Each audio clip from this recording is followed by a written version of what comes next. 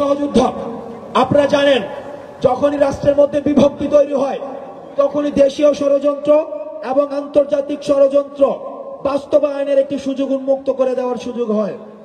আপনারা দেখেছেন বিগত সরকারের সময় আমাদের ফ্যাসিবাদী খুনি হাসিনা আমাদেরকে বিভিন্নভাবে বিভক্ত রাখতো। যারা দাড়ি টুপি পরে তাদেরকে আলাদা করা হতো, যারা প্যান্ট শার্ট পরে তাদের থেকে, যারা ইংরেজি মিডিয়ামে পড়ে তাদেরকে আলাদা করে রাখা হতো বাংলা মিডিয়ামের থেকে। পাবলিক বিশ্ববিদ্যালয় এবং প্রাইভেট বিশ্ববিদ্যালয়ের মধ্যে বিতর্ক লাগিয়ে আমাদেরকে বিভাজনের রাজনীতির মধ্য দিয়ে ফ্যাসিবাদী সরকার তার যে স্বার্থ হাসিল করে নিয়েছে।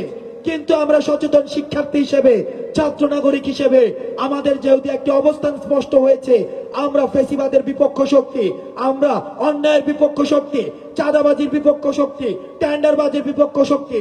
সুতরাং আমরা আমাদের নিজেদের মধ্যে আন্তঃবিভাজনের মধ্য দিয়ে দেশীয় ষড়যন্ত্র এবং আন্তর্জাতিক ষড়যন্ত্রের যেই ধরনের বাস্তবায়নের যেই ধরনের পরিবেশ সৃষ্টি হওয়া উচিত, আমরা সেই পরিবেশটি আর সৃষ্টি হতে দিব না। প্রিয় সহযোদ্ধা, আপনারা জানেন আমাদের উপদেষ্টা আসিফ ইতিমধ্যে বলেছিলেন আন্তর্জাতিকভাবে এতদিন পর্যন্ত আমাদের যে সম্পর্কটি ছিল ভারতের সাথে সেটি হচ্ছে নতজানুর সম্পর্ক, কিন্তু আসিফ বলে দিয়েছে আমাদের পরবর্তী যে সম্পর্কটি হবে সেটা হচ্ছে চোখে চোখ রেখে সম্পর্ক। প্রিয় সহযোদ্ধা, আপনাদেরকে সতর্ক করে দিতে চাই 1947 সালে যে স্বপ্ন নিয়ে দেশ বিভাগ হয়েছিল, পুনর্গঠনের সময় কিন্তু আমাদের সেই স্বপ্নটির প্রতিফলন হয়নি।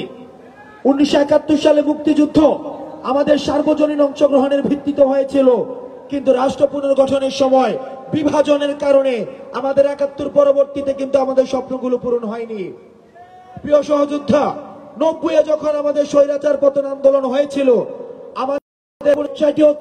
সমাজে এতদিন পর্যন্ত ফ্যাসিবাদ আমাদেরকে রন্ধ্রে রন্ধ্রে যেভাবে নির্যাতন করেছে, নিপীড়ন চালিয়েছে, এই নির্যাতন এবং নিপীড়নের বিরুদ্ধে এবং রাষ্ট্র পুনর্গঠনের প্রশ্ন সবাই আমরা এক।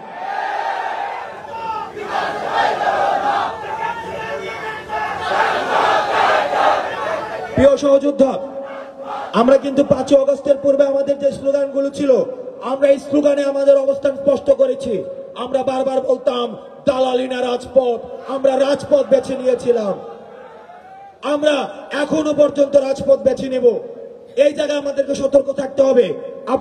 আমাদেরকে হয়তো অনেকে বলতে পারে আমাদের সংগ্রাম বা আন্দোলন 5 আগস্ট শেষ হয়ে গিয়েছে, কিন্তু 5 আগস্ট হচ্ছে আমাদের সংগ্রামের একটি পর্যায় শেষ হয়ে গিয়েছে, কিন্তু 5 আগস্ট পরবর্তীতে আমাদের আরেকটি সংগ্রাম শুরু হয়েছে। এই সংগ্রাম অব্যাহত থাকবে যতদিন না পর্যন্ত আমাদের রাষ্ট্রের পুনর্গঠন হচ্ছে। এই রাষ্ট্রের পুনর্গঠনের জন্য প্রিয় সহযোদ্ধা, আমাদের সবার সহযোগিতা প্রয়োজন।